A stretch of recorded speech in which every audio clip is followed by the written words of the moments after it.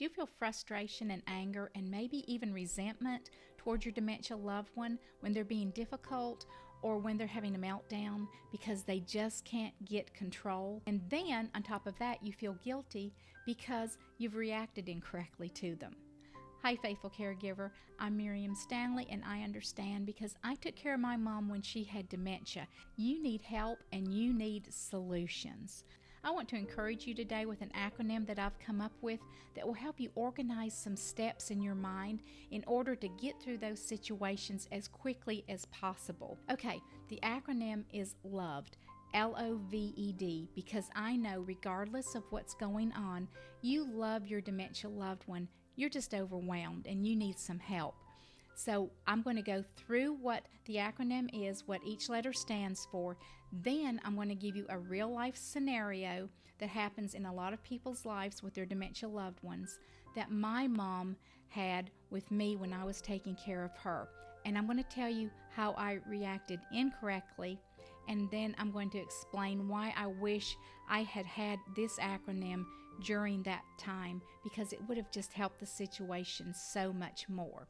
Okay, LO, the first two letters are listen and observe. You have to listen to what they're saying by going into their world and trying to figure out why they're upset with what they're verbalizing to you they're upset about. If they are nonverbal, that is a whole different ball game, and it's very difficult. You have to deal with them as if they're toddlers and just look at them and observe. The second letter is observe. You have to really observe very carefully in order to figure out why they are upset.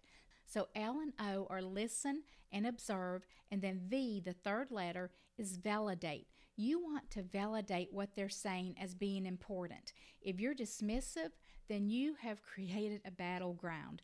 You want them to know that you are on their side and you're going to do the best thing that you can for them in order to get them what they want.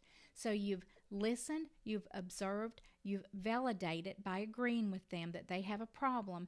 And when you validate with them, the fourth letter is E, and that E is encourage. When you validate something with someone, it encourages them to tell you more, and it encourages them to know that they may not know who you are, but that person's listening to me and they understand why I need to do what I need to do.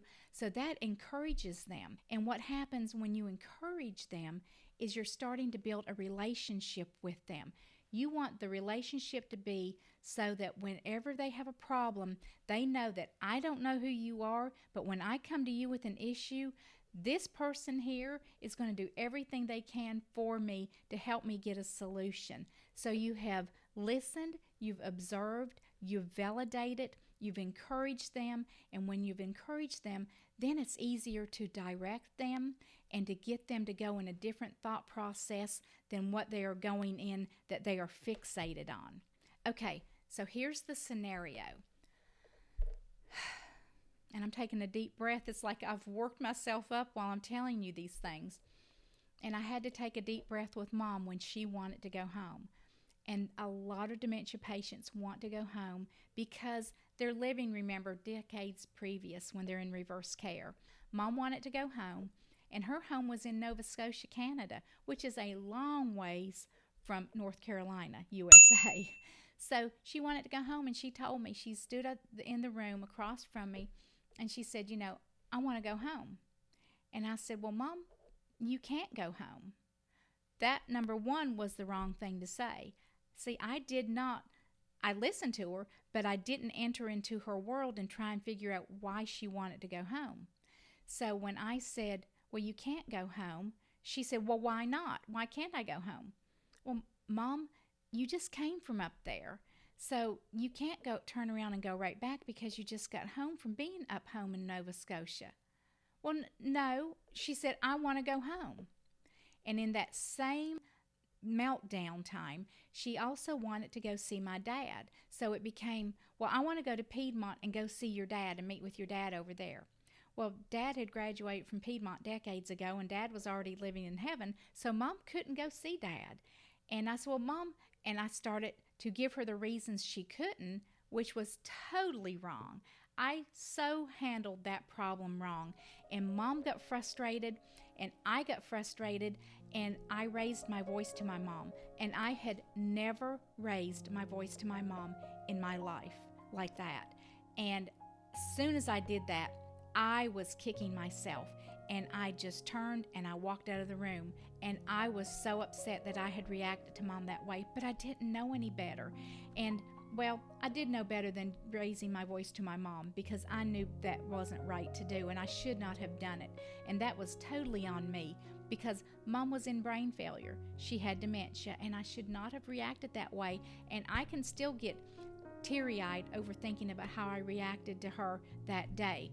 And I don't want you to do that with your dementia loved one. That's why I've come up with this acronym.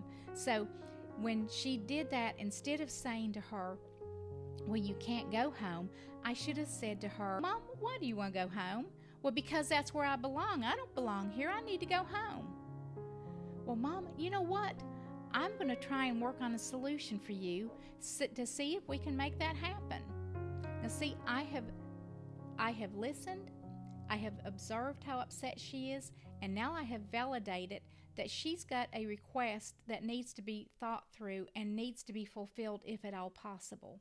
And if you will validate your dementia loved one's request and enter into that conversation as if you're going to find out a solution, the whole atmosphere is going to change.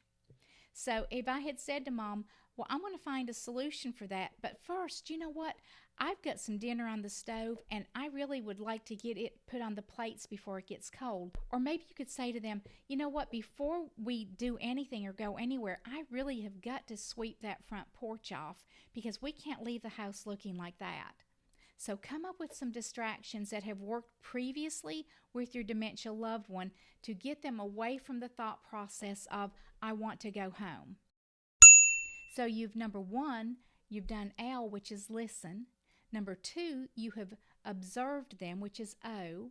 And number 3 is V, and you've validated that what they've said is very important to you and you want to help them come up with a solution. And then you have done number 4, which you've encouraged them by letting them know that you're on their side. And number 5 is you have directed them in a different direction. You've distracted them from what it is that they're trying to do by giving them something else to do.